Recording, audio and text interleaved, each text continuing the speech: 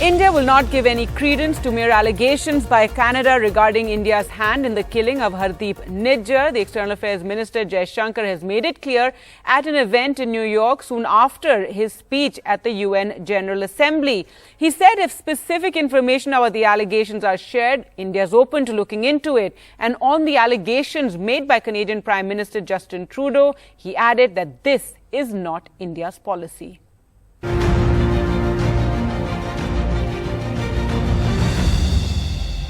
Still no specific information on Canada's claim that India was involved in the killing of Khalistani terrorist Hardeep Nijjar. Speaking at an event soon after his UNGA speech, India's External Affairs Minister S Jaishankar made it clear that India was ready to look into the matter if clear information was shared. One, we told the Canadians that this is not the Government of India's policy. Two, we told the Canadians saying that, look, if you have something specific, if you have something relevant, let us know. We are open to looking at it.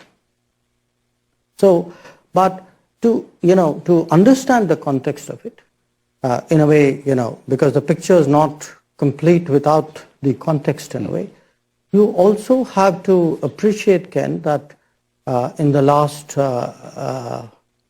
few years, Canada actually has seen a lot of organized crime, relating to, the secessionist forces, organized crime, violence, extremism. They're all very, very deeply mixed up. So, in fact, we have been, talking about specifics and information. We have actually been badgering the Canadians. We have given them a lot of information about organized crime leadership, which operates out of Canada.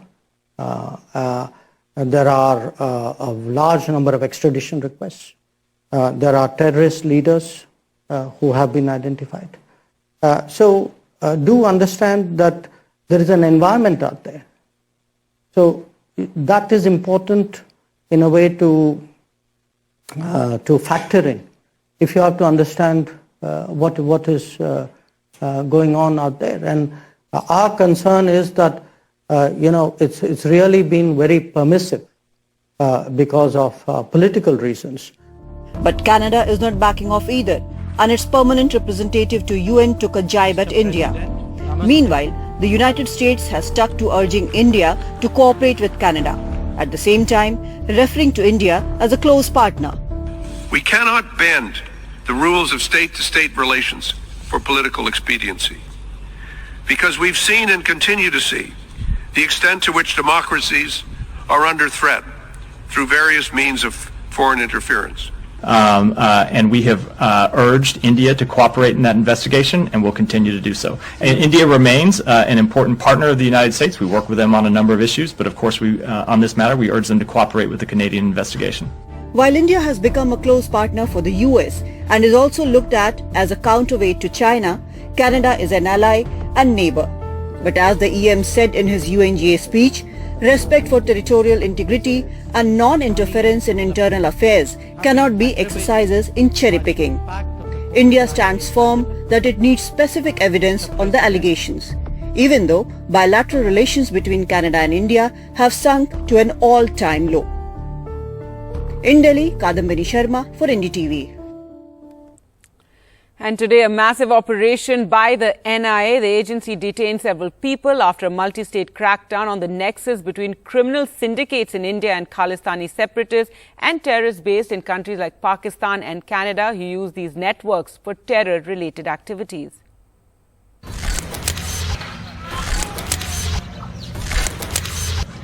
6 states, 3 cases, 53 locations.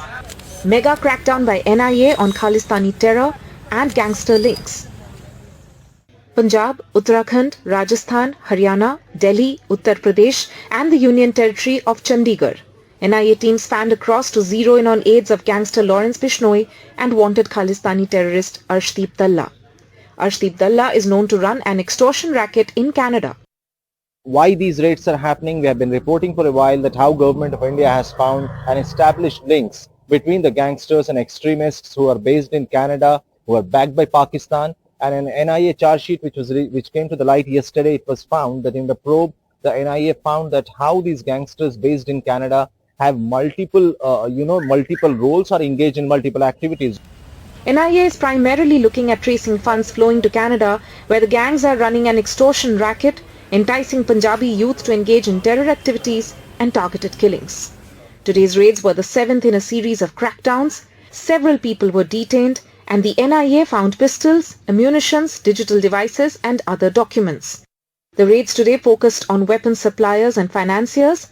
As per the NIA, the gangs aiding drug smugglers and terrorists are spread across Pakistan, UAE, Canada and Portugal, and that conspiracies were hatched in jails. The raids come in the backdrop of Canada not sharing any evidence despite insisting that the Indian government is involved in the murder of Khalistani terrorist Hardeep Nijjar in Canada. Meanwhile, Indian agencies continue with their investigation into the gangster Khalistani Nexus. With Neeta Sharma and Mohammad Ghazali, Bureau Report, NDTV. News now from Delhi, and the CBI has initiated a probe into alleged irregularities, including violation of tender rules in the construction of Delhi Chief Minister Arvind Kejriwal's new home. This is in the city's civil line area. The inquiry has been filed against unknown public servants of the government of Delhi. And if the preliminary inquiry reveals prima facie case, the agency will then register a police case. Well, let's go across to Arvind now for more details. And Arvind, this had been a huge, controversy a few months ago. It was raised by the BJP, protests would be held as well. And now the CBI is beginning this preliminary probe.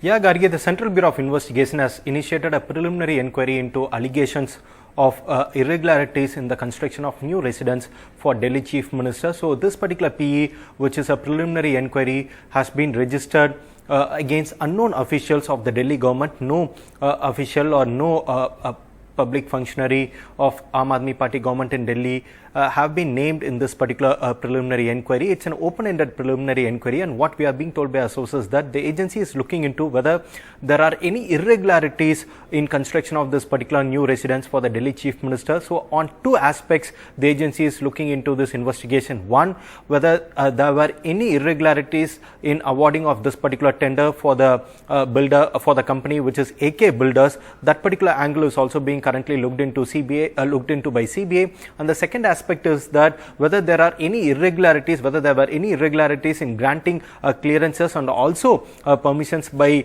Delhi Public Works Department along with the Environment Department of Delhi government in clearing this particular file for the construction of new residence for the Chief Minister. Though the allegation is that almost 45 crore was spent in this particular was spent for the reconstruction of the Chief Minister's residence, but the agency is not looking into the amount per se, but the agency is looking into whether there were any illegality or whether there were any irregularity in construction of this new residence for the Chief Minister is something that the agency is looking into. Though for now it's against unknown officials, the agency has already written to the Delhi government to submit all the files relating to this particular project. But if the preliminary inquiry reveals any prima facie case, then the agency will register a regular case or an FIR in this particular matter against appropriate officials. But for now, PE has been initiated, which itself is a big development in this particular case, and very soon we can expect whether the agency will be concluding this PE into an FIR or whether the agency will be filing a closer report. It's something that we have to wait and watch for.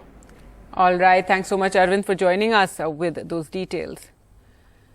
Now, a shocking incident from Madhya Pradesh where a 12-year-old girl was found bleeding on the streets in Ujjain. Her medical examination has confirmed rape. But what has been even more shocking about this case is the fact that CCTV footage shows the girl wandering on the streets, semi-naked state, asking for help door to door. She's bleeding, she's disoriented. But even in one clip, she's even shooed away by a man. So no one comes to help her. Finally, outside an ashram, one of the priests at the ashram came and then called the police. So what's even more shocking in this entire matter is the fact that the public did not react.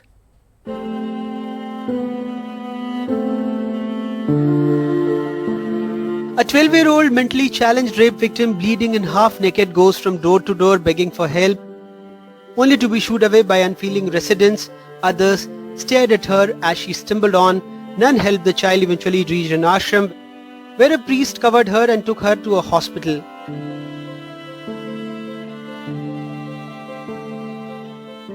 Mahakal थाना अंतर्गत एक प्रकरण कायम हुआ है अज्ञात लोगों के विरुद्ध, जिसमें दुष्कर्म की बात सामने आई है, जिसकी पुष्टि मेडिकल के द्वारा की गई है।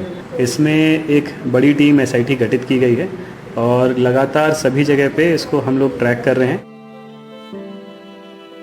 As the injuries were serious, the girl was rushed to Indore. Police personnel themselves donated blood for her.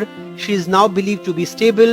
The police have arrested an auto driver who they believe to be a sexual deviant. SIT का गठन उसमें कर दिया गया है। एक संदिग्ध को हिरासत में भी लिया है। बच्ची अभी ठीक तरह से बता नहीं पा रही है। उज्जैन की होती प्रतीत नहीं हो रही है, वो उज्जैन से बाहर की कहीं प्रतीत है। स्वास्थ्य का हाल इसके लिए स्वास्थ्य ठीक है। अवसर मानी चाहिए। 18 साल में उन्होंने सुरक्षा देने की नहीं सोची, पर बहनों को वोट बैंक मानते रहे, उनसे वोट की गुहार करते रहे। ऐसे मामा को उखाड़ के फेंकने का संकल्प इस प्रदेश की महिलाएं ले चुकी और इस बच्ची की न्याय की लड़ाई हम सब मिलकर लड़ेंगे। The horrifying incident has yet again brought under the spotlight Madhya Pradesh's dismal record on violence against women. In 2019, 52,119 women went missing. In 2020, 52,357 women went missing. In 2021, 55,704 women went missing.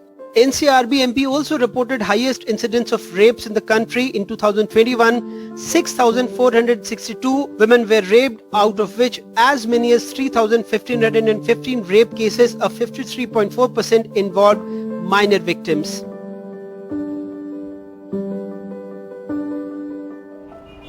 "18 cases of rape were reported from Madhya Pradesh as per NCRB, and out of which 10 involved minors. But it seems the stats or visuals no longer shock a society where crime against women and children has become chillingly common."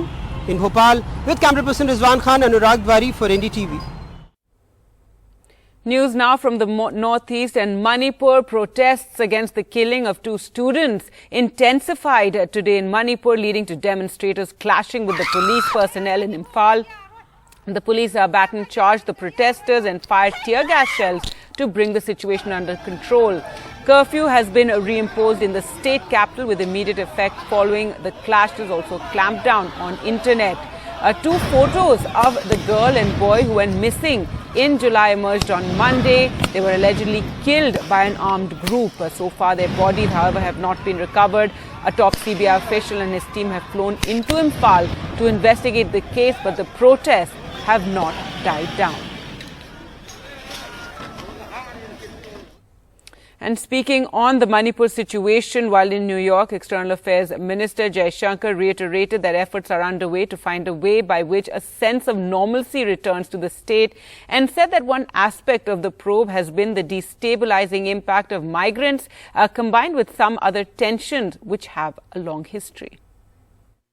If you ask me, what is happening today in Manipur, I think one part of the problem in Manipur has been the destabilizing impact of migrants who have come. That's one aspect of it. But there are also tensions which obviously have a long history which precede that. Today, I think the effort is on the part of the state government and the union government to find a way by which, a sense of normalcy returns, that arms which were seized during that period are recovered, that there is an adequate law and order enforcement out there so that incidents of violence don't happen. Now, a shocking case from Assam where an army officer and his wife have been arrested for allegedly torturing their underage house help and inflicting severe injuries that include broken teeth and burn marks on her body. This is according to sources. Also, her medical report has revealed a fractured nose and deep cuts on her tongue, is what police sources are saying. They've also said that she was kept without clothes most of the time.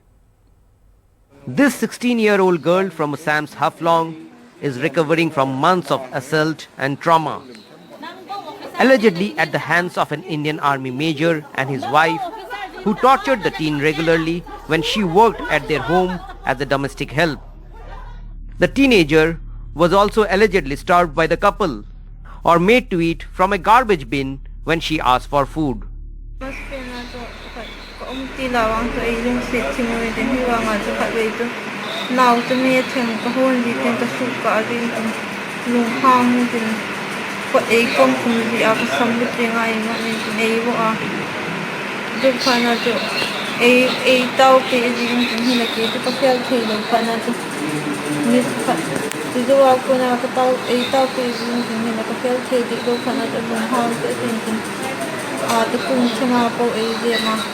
Thorough medical examination has been done. As you mentioned, nose has been broken. The ear is also very badly damaged. Right ear. There is burn mark and cut mark all over the body, from head to toe, everywhere. The teeth is broken. There is severe cut mark on the tongue. So that's very disturbing. Police say the accused had hired the girl for babysitting and taken her to Palampur in Himachal Pradesh, where the major is posted. It was here that the girl was allegedly tortured by the couple. The accused couple have reportedly claimed that the girl incurred the injuries after a fall from the stairs in their house. With camera person Sanjay Chakravarti in Haflong, in Guwahati, Ratndeep Chaudhary for NDTV. Well, moving on to other news now, and it's been a golden run for the Indian shooting contingent at the Asian Games. 12 medals have already been won by them, propelling India to 22 and in the 5th position at the end of day 4. NDTV's Rika Roy and Bimal Mohan caught up with the rifle 3-position team that won a silver. Could you talk to us a little bit about your journey? Yeah, because medical difficult थी shooting के साथ करना, and मेरे parents ने और मुझे shooting choose की, so here I am. And all of you actually can show your medals if you're wearing them round your neck, and it's a very special moment for India.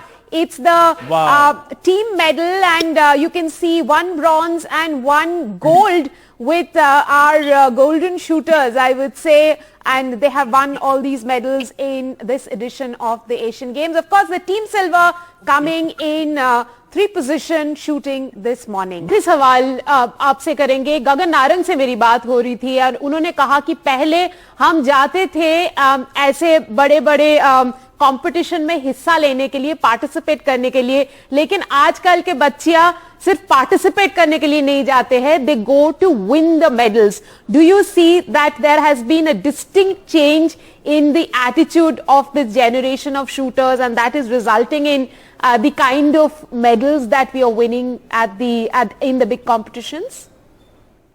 Definitely a change in the attitude for the winning. Now we are training them for a winning attitude. We are preparing them how to win medal at a high level state. Like we have a very good sport team, good sports science team. So it's definitely helping us to win medal at a high level, and their mindset is very positive. So it's like we are preparing them just to follow the procedure. Medal will come at the high level itself. And finally, Malayalam movie 2018, Everyone is a Hero, is India's official entry to next year's Oscars. The film is based on the devastating Kerala floods of 2018. It was also a critical hit as well as a box office smash. The director says it celebrates the human spirit. The jury said it selected the film also because it puts the spotlight on climate change.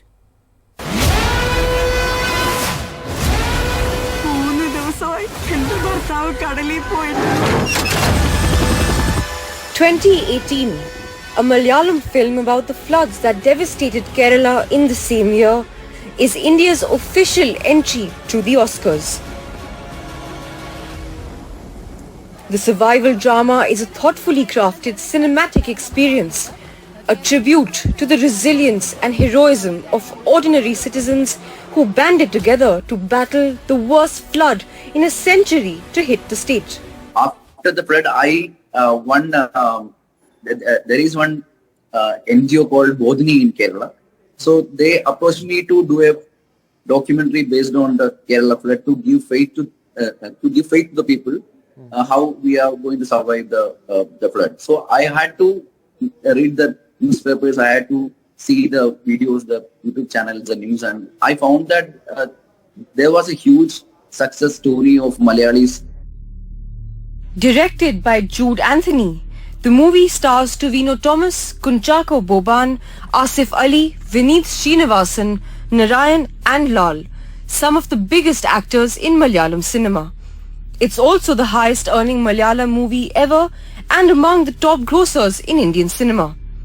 When I think Jude started off making this movie, he was planning it in a minimal budget. But then we got on board a passionate and strong producer who understood the value of this movie and how it can be scaled into another level. And the theaters were flooded with audience, and the audience took the movies into their hearts, and the movie got global acceptance. 2018 has been picked for its depiction of the effects of climate change and will compete for the best international feature film at the Oscars, which will be held on March 10th next year. With Sneha Koshi, NDTV Bureau Report.